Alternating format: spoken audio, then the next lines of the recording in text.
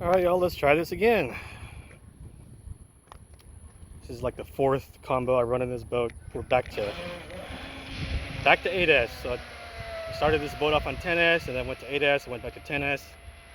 Now it's back to 8S on a Hydra and 2028. And a new prop from Hoffman.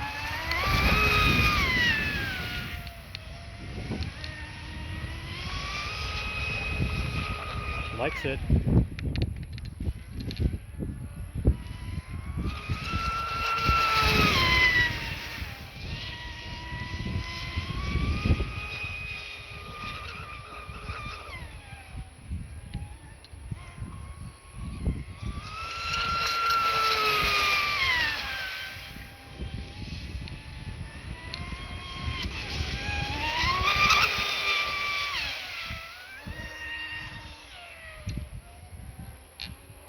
So what's your guess on speed?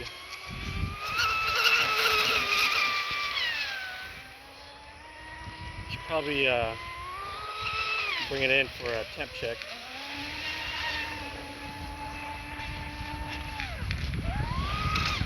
Try to make sure to bring it in hot. So let's go down there and see what she did. So this thing being 2 stories tall, the wind really does pick it up. So luckily I have reverse, and people always say, oh, you shouldn't have reverse on a boat. But you know what? Don't go into reverse at 60 miles an hour and you'll be fine. Don't go full throttle in reverse. Mine is limited to 10% power in reverse, and it's just enough to, you know, if you're drifting into the rocks, you can just nudge it. But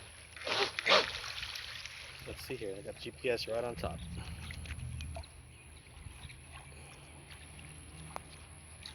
Okay, I'll take that. 75.0. Oop, just scraped my rudder. 75.0. Let's go ahead and check temps.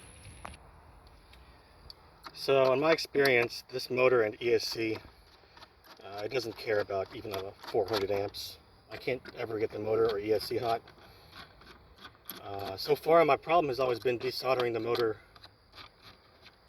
tabs from the wires, because Castle does use tabs.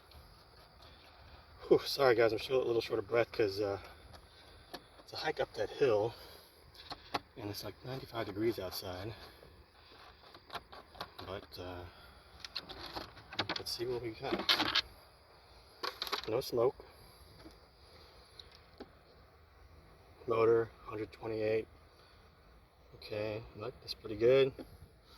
ESC I'm not worried about. 104, 107, 115. See my connectors. Not hot. Here's one of the 6S. There's a 6S. And there's a 2S down there and another one over here.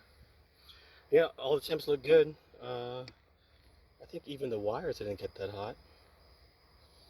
So these wires, that is actually just liquid tape.